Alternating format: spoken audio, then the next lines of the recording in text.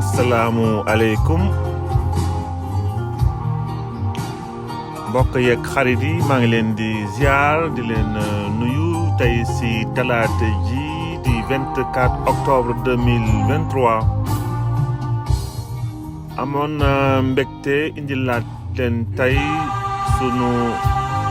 deuxième éphéméride de la semaine tey si talaata ji. Éphéméride bi nag yóbbu ñu si ñeenti date 1903 instauration de l'école laïque,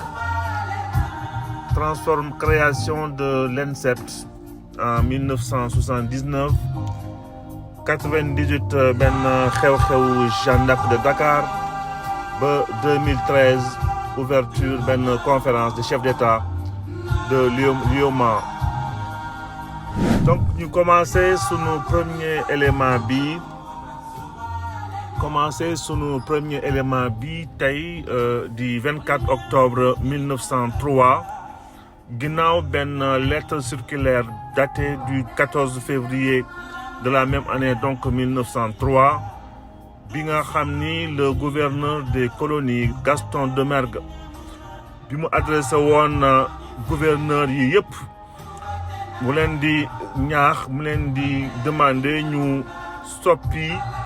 mettre en place ay dispositions yi nga xam ni pour résumer mooy ñëw remplacer personnel laïque remplacer ko tout le personnel religieux bi nga xam ni depuis booba léegi ñoo doon assurer enseignement bi loolu nag donc mi ngi nekkoon aussi ci création dans la même foulée li ñuy wax école normale de Saint-Louis. Donc le 24 octobre 1903 crée organisation de l'enseignement ci AOF notamment ak mise en place d'une vraie école laïque te ci même at bi ñu créé ci école normale supérieure école normale de Saint-Louis. Dans la même foulée de la formation et de l'enseignement, quelques années plus tard, 24 octobre 1979, tey la ñu créé woon ENSEPT tey boo demee biir bu soppeekuwul boo demee biir Université Dakar di nga fa fekk ENSEPT di école normale supérieure d'enseignement technique et professionnel. bi nga xam ni ci 24 octobre bi 1979 waroon na ñëw remplacer l'école normale d'enseignement technique masculin de Dakar. ñu ñëw ci beneen xew-xewu sportif tey 24 octobre 98 Sénégal pour la première fois benn équipe sénégalaise lu mel ni Jeanne d'Arc de Dakar mu qualifié wu pour la finale de la CAF. De la Coupe de la CAF Confédération africaine de football bi nga xam ni mi ngi jàkkaarloo woon ak liñ naan les Njanga Rangers foofu ci Zambie ñu mujj leen gagné 3-1 loolu tir au but la ginnaaw temps bi ñu leen 90 minutes yi dafay fini par un match nul. Donc 24 octobre au grand bonheur de Jean-Christophe Sagna d'ailleurs qu'on a célébré il y a quelques jours tey nekkoon un inconditionnel de la JA tey 24 octobre 98 le JA qualifié woon ci finale coupe de la confédération de la CAF de la CAF en Zambie. nañu jeexalee tey sunu éphéméride ci benn événement bu am solo bu xewoon 2013 conférence yi di enchaîné wu wante am na conférence yi nga xam ni ay conférence la yu am solo malheureusement état yi wala boog njiit yi duñu ko véhiculer participer loo ci population yi na mu ci waree participer ñu war cee mën a jël ay dogal yi nga xam ni mooy correspondre vraiment ak li ci xew ndaxte le 23 octobre 2013 ci la ouverture à Dakar de 17e session de la conférence des chefs d'État de l'Union économique et monétaire ouest africaine bi nga xam ni dañ doon wax ci ce qu'on appelle le tarif économique commun. Tarif économique commun tuddee ko TEC boo ko bëggee comprendre bu ñu wax tarif économique commun dañu wax dañ koy comparer déjà ci ñaari mode de fonctionnement économique. da nga gis ay fonctionnement économique yi nga xam ni dañuy nekk genre union monétaire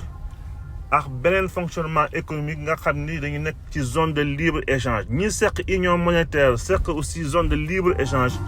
ñooñu ñëpp dañu am particularité wu ay droits de douane ñoo bañ ko seq entre état ci seen biir. donc bu fekkee zone de libre échange droit de douane duñ ko am wante après ñoom ils sont libres de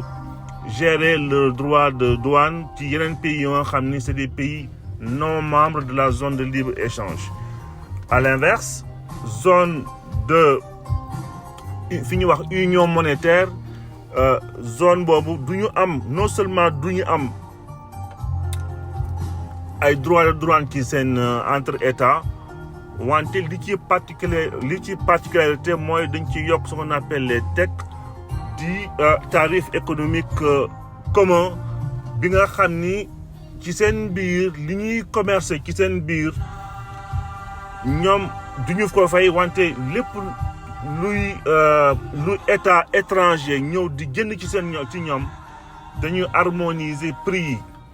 tey lu mel ni cacao wala lu mel ni café boo ko bëgg a jënd ci benn réew même prix bi nga koy jëndee bu fekkee am na beneen dëkk bi nga xam ni tamit mi ngi jaay la même chose. C'est ce que ça veut dire en fait. De ce fait que loo jëndee Côte d'Ivoire moom ngay jëndee Sénégal loo jëndee Sénégal moom ngay jëndee ci beneen zone UEMOA. donc noonu ñu harmoniser prix yi comme ça que mu bañ am animosité entre membres d'une union monétaire. lu am solo la bu fekkee c'est géré comme il le faut mais on sait tous que les choses ne se passent très rarement comme ça. Donc et puis d'ailleurs ce serait intéressant de comprendre le sujet, surtout jéem a xool au niveau des mécanismes parce que les flux étant dans les prix étaient dans ñu nekk ci fluctuation yu dul jeex. Donc ça serait intéressant de comprendre de par quel mécanisme on peut harmoniser les prix au niveau des États ba ñu bañ a nekk en concurrence entre États en union monétaire. jaxale fii sunu éphéméride tey ci TEC bi nga xam ni c'était 17e ñoo ngi ko décidé woon 17e conférence des chefs d'État de l'UEMOA Dakar du 24 octobre 2013. jeexale fii sunu éphéméride ba suba incha allah ci àllarba ji fas yéene ñëwaat fii yàggale waxtaan bi fi léegi boobu je vous souhaite une excellente journée yàlla borom bi sàmm te yokk sutura jërëjëf.